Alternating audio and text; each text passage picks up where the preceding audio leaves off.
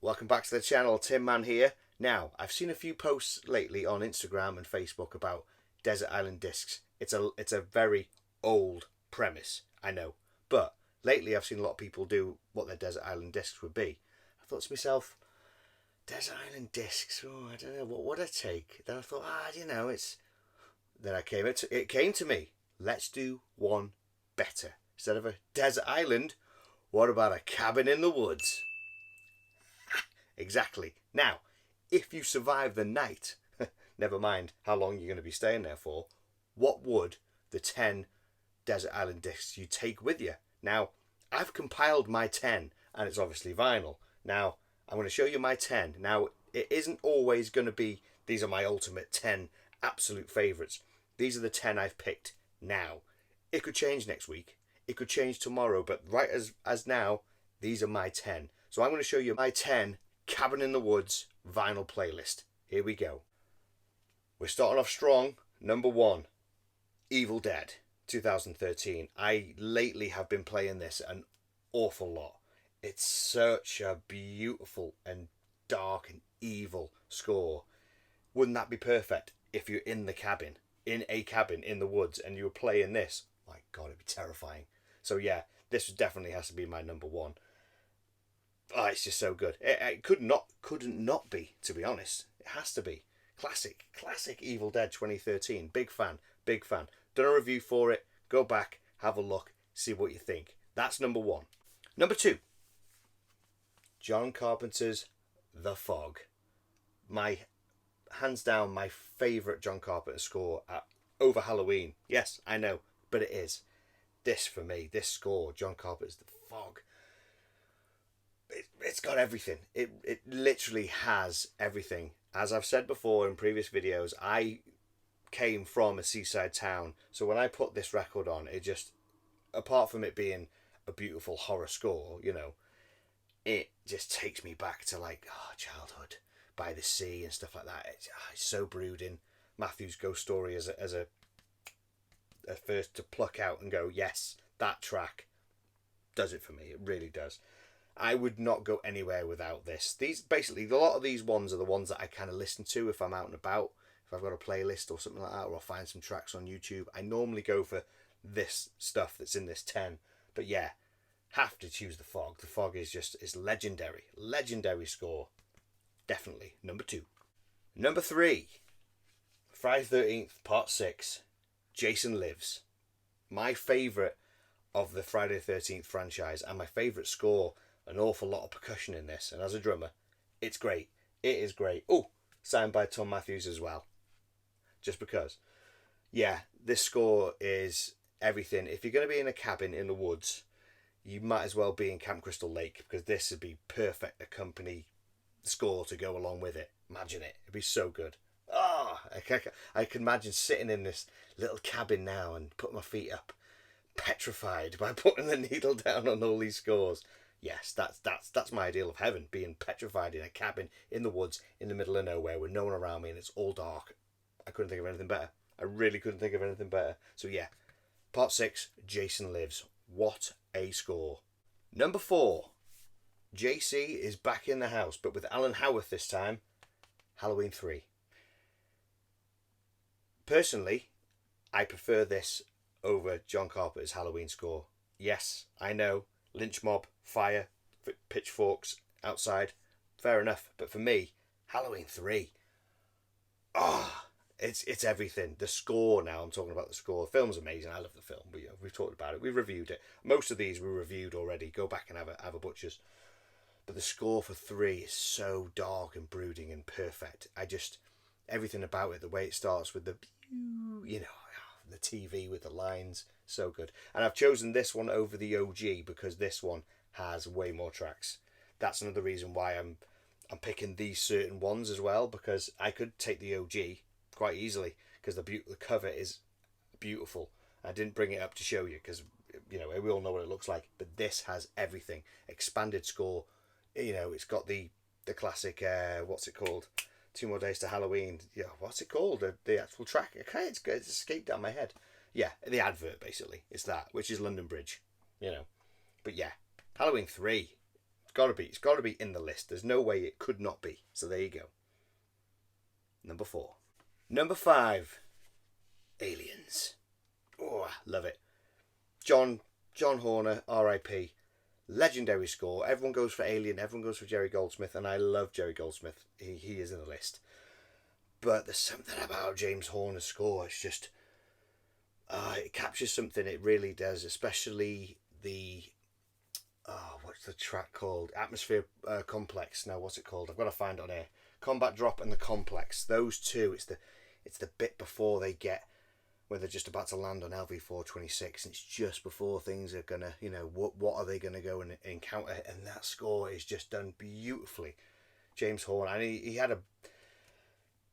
about 2 weeks to make the score, and he absolutely rushed it. Everyone says, oh, it's a bit, this is, it's not the best. I think Aliens is superb. So Aliens has to be in my top 10 for my Cabin in the Woods playlist. It's legendary. It is. Everything about Aliens, quotable till the cows come home. Aliens. There you go. Number 6. Gotta stick in something of the original trilogy. Gotta stick in Army of Darkness. I can hear you now. Army of Darkness over Evil Dead 2 and Evil Dead. Yes. I know what you're saying, but I love the score to Army of Darkness. It's my introduction to the whole trilogy, and we reviewed it. I love it. Liam hates it. Doesn't matter. It's all good. But I love the score to this. I really, really do. I love it. It's one of those. A lot of these are ones that you can just put on and you're like, yes, you're in there. You're transported straight back. Yeah. It's a lot of these are nostalgic as well. A lot of these I grew up with, really. But Army of Darkness, man. Especially if you're going to be in a cabin in the woods, it makes sense, doesn't it? Got to have something from the original trilogy. And I know you're screaming the original, but no, for me it's Army of Darkness. Definitely. Number 7. Told you Jerry was in here. Jerry Goldsmith. Poltergeist. Absolute powerhouse of a score. Jerry Goldsmith, R.I.P. What an absolute legend. What he did with this. And he's done a ton of other stuff, but for me, Poltergeist is just... It's beautiful, and it's petrifying. It's everything all in one. It's so well done. It's just genius. It is absolute genius. And again, I've gone for the Mondo expanded edition just because you get the call-in. Not just because of that, but you get Star Spangled Banner and the call-in, and they are just legendary. The call-in when it starts with the... I'm not even... You know what I mean? I'm not going to go into it, but yeah, definitely. So yeah, OG Poltergeist all the way. If I'm going to be in a cabin in the woods, keep saying cabin in the woods, say it quite a lot in this episode, I want to be petrified. I want to be, I want to feel the tension and things like Poltergeist, the rest of them. Yes, they will take you there. Definitely Poltergeist. Love it. So yeah, without a doubt, Jerry Goldsmith all the way. Number 8. Again, people will go, what? But Nightmare on Elm Street 2. Oh, I love 1. Don't get me wrong. I absolutely love 1. I think 1 is brilliant. But this, by Christopher Young, is terrifying. Really, really is. It's underrated. People don't talk about how good this score is. It's so brutally terrifying that it was a must. It was like one of my holy grails to get hold of this. So when I got it, I was so happy. So this definitely comes to the cabin. Definitely. Christopher Young doesn't even like this. He won't acknowledge it, apparently. It's genius. It really is. If I ever met Christopher Young, I would take this and I'd say, sign it. Sign it and like it. Well, maybe not. No, that's a bit much. Maybe I won't, no. But I'd definitely take it and say, dude, acknowledge it. It's so good. It's dark, it's brooding, it's the most best-looking Freddy. Definitely witchy-looking evil Freddy with red eyes and the sunken face.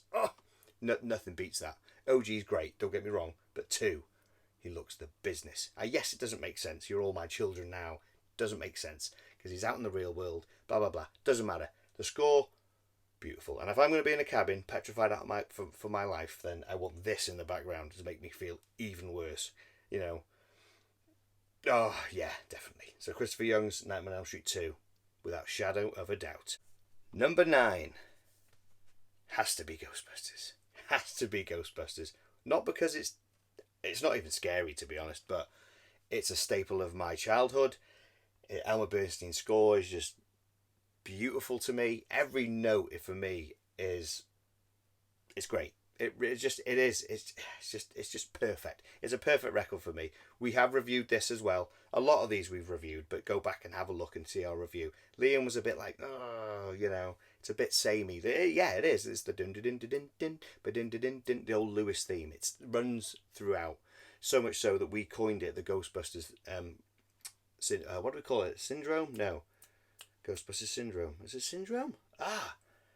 Ghostbusters effect. Ghostbusters syndrome. It's one of those. It's got to be syndrome. Yeah, I think it is. It is, right? Yeah. Whenever you hear a score now and something is continued all the way through, we call it the Ghostbusters syndrome because we first mentioned it on this review, how this was all the way through it, and for Liam, it got a little bit annoying. For me, it's like, no, because I just love it. So, not necessarily scary if I'm in a cabin, you know, fighting for my life, but it's part of my childhood. Ghostbusters is one of the greatest movies ever made. No, the trilogy now as well, and then another one. Don't get me started. Oh, I can't wait. So yeah, so Ghostbusters is there. It always is and always will be. It will always be in one of my top 10s. It's just Elmer Bernstein, another one. R.I.P. Oh, too many of these composers, man, have gone. So sad. We're losing so many decent composers and people and everything. But that's life. But there you go. That's life. Okay, we've reached the end. Number 10. Am I still alive in the cabin? Nobody knows. But if I've made it to the point where I can play my 10th record, it's gonna have to be, obviously, The Return of the Living Dead. Now, why is it Return of the Living Dead? Well, because it's an amazing soundtrack. And all of them are scores, so you need a bit of a soundtrack in there. And, of course, being Return being my favourite, you know, then it's a... I could not really. It's just... I love the soundtrack to Return of the Living Dead. Absolutely. God knows how many variants I've got of it. I keep saying I'll do a video on my Return collection. I will. Just ain't got round to it yet. And also, why am I choosing this bootleg version? I'll tell you why. Because the bootleg version has dialogue. And it has the trioxin theme, which you don't get anywhere else. So you're getting a bit of a 3-for-1, really. You're getting the score, you're getting dialogue, and you're getting the trioxin theme 3 times. Also, you do get, where is it now? Straw Dogs, Young Fast Iranians. You don't get that anywhere else, and that's a belter of a track. So yeah, my 10th has to be The Return of the Living Dead, obviously. So there you go. There's my 10 Cabin in the Woods playlist. If I survive the night, then I'll bring them home and I might change them for another 10 next time. But what I would love to see down in the comments or even on our social media pages, what would your 10 Cabin in the Woods records be? What would you choose to take with you? If you've got to look after this cabin for, say, a summer or a winter, you're going to be there for a while, you know, but you know you're going to come back if you make it. That's the other thing, if you make it. What 10 would you take? I would love to see what you choose as your 10, because I want to see how vastly different yours would be to mine. That would be so cool. So yeah, comment below or social media, or do both. Why not?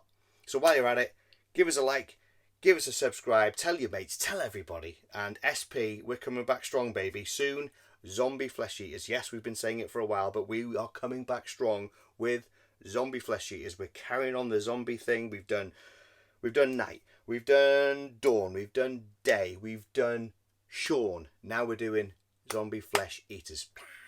That's next, and it's coming soon. So yes, that's been my Cabin in the Wood playlist.